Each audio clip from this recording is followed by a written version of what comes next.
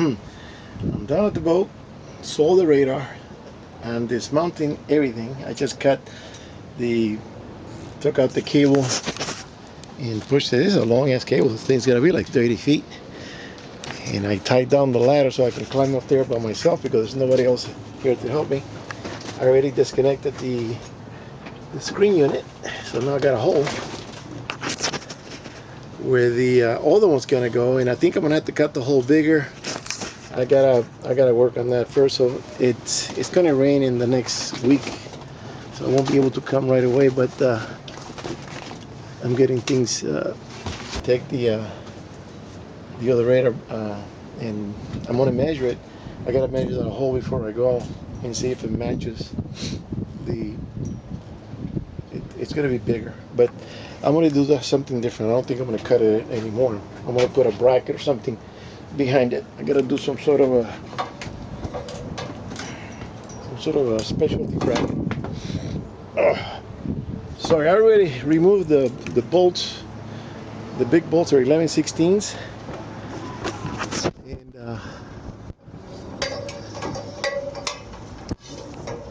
get all this cable to the side. The guy already gave me a deposit. He's gonna come on Wednesday, I believe. So I'm gonna go up there and see if I can do some ratcheting. Okay, so I'm up the ladder. I'm messing up my plastic, but anyways, here's a nice day. It's a little windy though. A lot of boats going back and forth. Everybody's enjoying the day. So this is the deal. The bolts are hidden behind this material, the tubing, and I couldn't get in there with anything. So what I did is I dismounted these bolts from the other side, and these are loose, so I can pivot the platform, and then I can get at the bolts. There they are right there. So I'm gonna put the little handle of the hammer handle. Let me get up a little higher here and situate the camera. The camera has no tripod or anything, so it's gonna be whatever it can be right there. And I got my little ratchet deal. And put that there, and let's see if that's gonna do the job. Oop. What happened? There, it's gotta be on the tubing, and then I can step down and see what I'm doing. So that's it. All I gotta do is to loosen it up a little bit because it's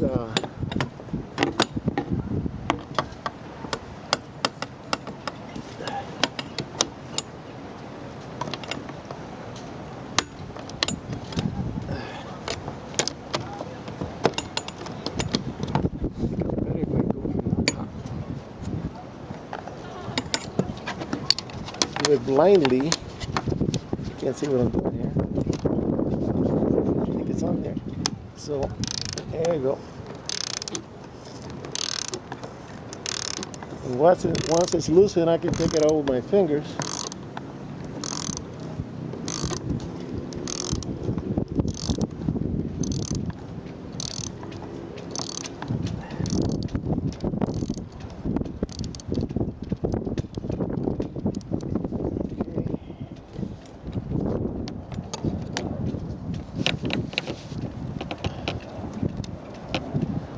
There's some big lugs. All right,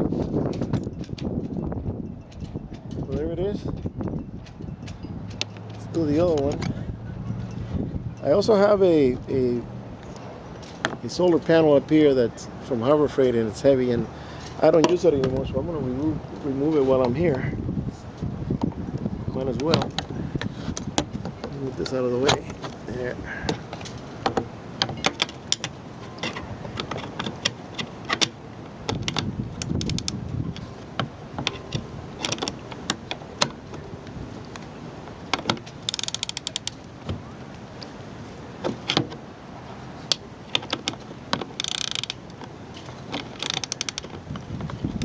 And now the new one, the new dome, supposed to have the same distance for the holes. think it said it was 60 millimeters or something like that. Um, the the guy that I bought the radar from, he's got a shop, and he gave me a printout, a copy of the manual that said it comes with a manual, but it has the sheet saying the distance of the. He just looked it up online real quick. I asked him the question, he wasn't really sure. So the thing is wobbly. So this is going to come off pretty good. All right, and here. It's the wrong time of day to be doing this. It's kind of windy. All right, take it off.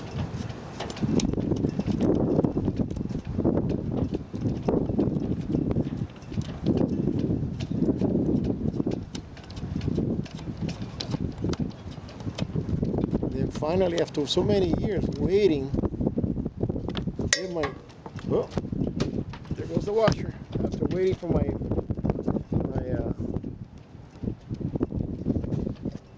radar, I finally got it, and I had to get it because it went up in price because of COVID and everything else went up in price. So before we do anything else, I got to look for that washer, put everything together, and then bring that dome down. And I got to clean it up for this guy because it's filthy. Been up there for years. Ooh, man, right? It went almost in the drain. Woohoo! Okay. All right, this is a bumpy video. Let me take I need two hands for this. Safe and sound. There it is. I need to clean up. I'm going to spray it in with a rag, clean it up. Somebody put one of those little pop-up lights up here. That's a glue one. That's the one that you glue on. I want to clean the cable. The cable's also pretty filthy, you know. So I want to have it in good shape when the guy comes pick it up. So it's done. I'm going to take that panel, the solar panel off. I don't want that up there anymore. Take all the wiring and everything. All right, later. Well, I'm back on the boat, and I'm doing several things. I'm trying to get the most I can in one day. We had the rain, and I have to wait for the weather to go by to pass. So now I have an issue. I installed the fuel pumps on the engines were old, the mechanical ones, and I said, you know, I'm going to move up to, I'm going to modernize it. I'm going to put electric fuel pumps. And I went and got a Carter Marine. I've used it before. And I went and got a Elderbrock, like this one here. Well, at the beginning, this one got a little bit of gas on the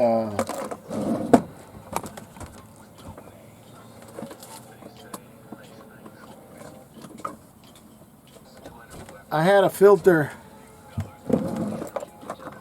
like this one, and it never got full. It never, you know, it was barely getting any, you know, say this is too big. So I went to this one. I like to see the gas going into the card, and I want to make sure that the filters, when it's dirty, I can clean it, take it out and clean it. I don't want any more crap going into the carburetor. So anyways, I put a filter like this, secured it, connected all the wiring, and did, you know, everything with the switch, turned it on. And this one on the with the Elderbrock, it started, but the filter never got not even halfway full. See, there's a little crap in there. It got to the bottom, a little thing, and I said, that's not enough gas when I punch it and I want to get on plane. The engine's gonna die. And it was running. The engine was running. But it was running at 1500 hours. Then I took it out to 2000 RPM, and it was running. But this filter is supposed to be filled half. So then it stopped bringing gas altogether. and the filter got empty. It ran until it ran out of gasoline. So I said, okay, the pump, I talked to a shop, and they said, well, the pump has to be below the top of the tank because this pump is gravity fed, the LUHRS. And I say, gravity fed, this thing has a good, let me see, I'm looking at it. It looks like it's a 20-inch high tank. So it has to bring it up around the engine, come around the water filter, go around the sensor, and go to the carburetor. It's a good, I would say it's a good 8 feet of run. And it wasn't doing it. So when they told me that the pump would have to be lower, I went and attached a piece of plywood, and I brought it down 1 foot. I couldn't go down any further because of the hose and everything and the wiring. Turned it on, nothing. And I said, well, maybe a hose, the hoses are new, so they're not leaking, they're not sucking air or anything. I brought a 1 gallon tank of gas, little gallon, and I disconnected the hose from the tank, and I put it right from the pump, actually. I put it right in the tank, and it wouldn't suck. It wasn't sucking. So the pump, it's not working. I talked to the manager already. He said, bring it back. We'll give you another one. But, I don't think I want it, because it's not going to do the job. I'm going to have to go back to mechanical, which are very, very expensive. One pump is about $340 to $380. And then the other pump, it's a Carter. It's attached to the block, and it's the same thing. It goes around the whole deal and goes up to the carburetor, about 8 feet of it.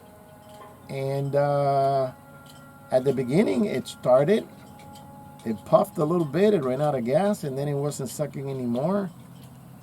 And I checked the hoses, and I put the hose into the tank directly and put it down. So it's not pushing up.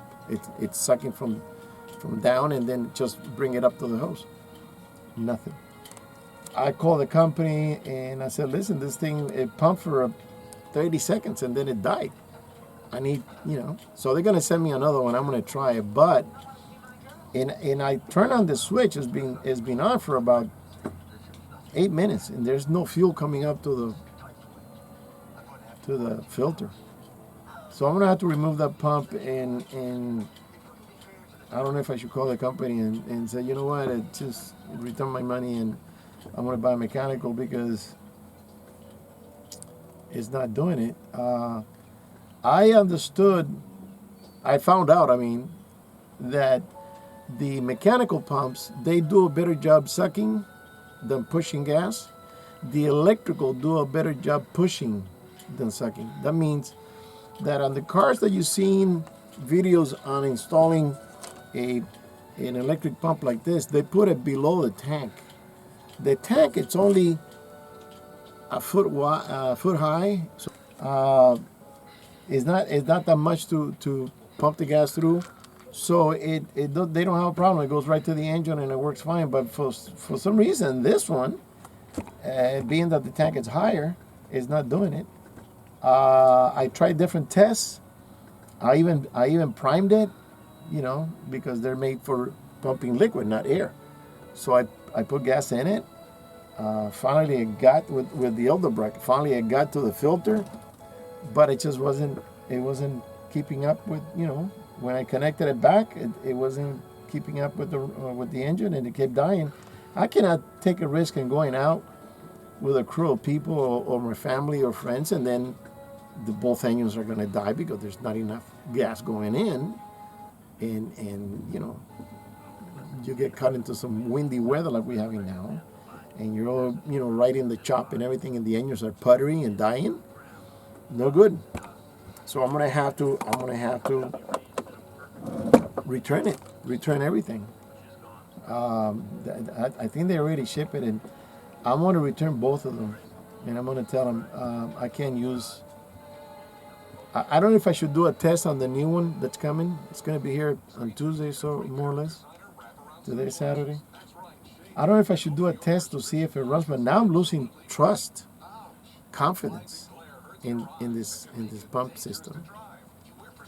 I had another boat that I had the same pump, the Carter, and it worked well because the tank was only 3 feet away from the carburetor and never had a problem.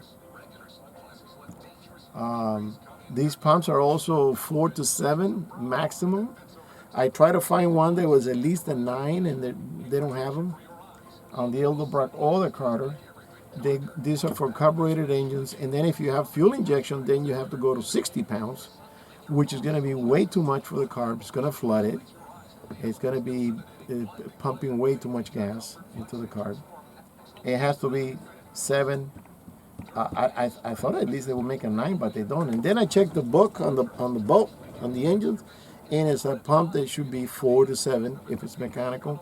But like I said, the mechanical, the suction on the cut is bigger, so that will suck until it gets to the carburetor. I'm gonna have to go back to the mechanical, but man, they're expensive. You know, I bought these two for about $150 total, and you know, I already had some fittings and stuff, and now one pump is going to be at least $320, $340 because it has to be marine and da. Try to save some money, but can't. So now I did my last test with the gas engine. The pump is running. There's the filter that's supposed to be filled and is not doing diddly. It's completely empty. And there's the other one. But I already disconnected. There's the hose over there and the wiring. I even had an issue with the little tubing. I did a repair and I put the tubing from the other tank, which is in excellent condition, thinking that the tubing that has a little gap and it was sucking air because I blew through it and it bubbled, did some bubbles on the neck. And I said, okay, I'll change it and I'll to see if the pump is going to work. It's not working. So now I'm switching to a different project. I already installed the new radar. There it is. And I ran the cable and greased up the zippers and everything. So the cable comes, it goes through there, to that zipper there in the corner, and then down the tubing here, and it's wrapped and it goes all the way around, and here it is right here. So now, oh, let me sit down. So now the unit has a different, it's got a hump in the back. So it fits, as far as the width and everything, it fits, but I'm going to have to close the hole because the hole here is too big and I need something to attach it to. So I'm going to see if I can put some brackets from these screws, run it across and attach it to the plywood on the inside. But it's sitting too high. Yeah, let me see if I can put it up with one hand.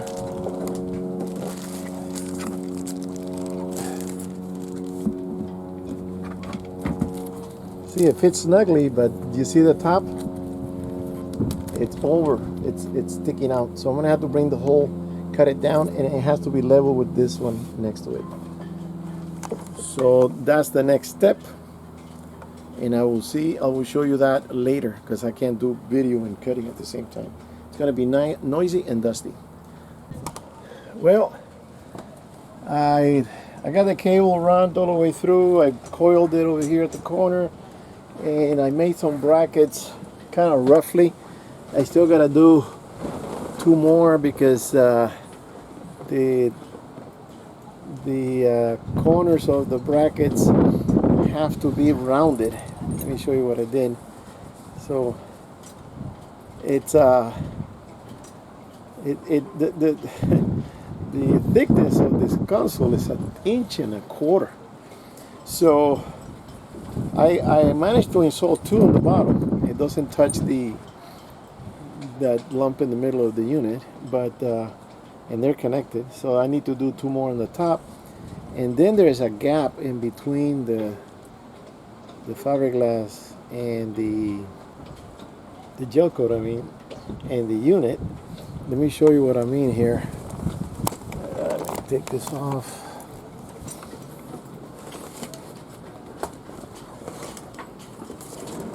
So I brought the hole down. There's a gap all the way around it, but it's attached. I just gotta put more brackets on the top there, and I have a little bit of room on the bottom. So if I want to install, I think I was gonna put a depth gauge over here. I was thinking about here, but this is too close. Let me see. What do we got? 3.5, and I got here 5.5 space. So I will put the depth gauge here and run it down. So let me show you. Let me see if I can take this with one hand. That's it. That's the baby that I've been waiting for years to acquire, and never went down in price. So I got the antenna, the ground, and the power cable connected, but the power cable, it has a lot of this unit can go with